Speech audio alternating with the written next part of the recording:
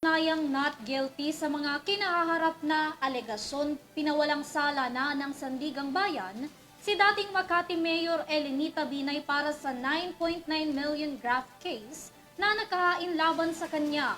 Ang kabuuan ng detalye sa balita ni Mia Layagi.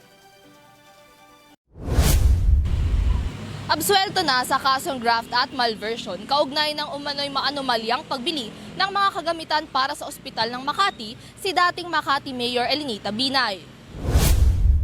Batay sa naging desisyon ng Sandigan Bayan 4th Division, nabigo ang prosekusyon na mapatunayan na guilty beyond reasonable doubt si Binay kaugnay ng umano'y maanomalyang paglustay ng 9.9 million pesos para sa hospital equipments. Matatandaan na noong 2001, bumili ng mga kagamitan sa ospital si Binay na sinasabing hindi dumaan sa public bidding bago isinagawa. Kaugnay ng pagkakawalang sala, aalisin na ang hold departure order kontra kay Binay at i-release na rin ang kanyang cash bond. Kaugnay nito, napawalang sala na rin ang iba pa niyang mga kapwa-akusado maliban kina Jaime de los Reyes at Conrado Pamintuan na napatunayang guilty sa kasong graft at sinentensyahan ng 6 hanggang 8 taong pagkakabilanggo at perpetual disqualification in public service.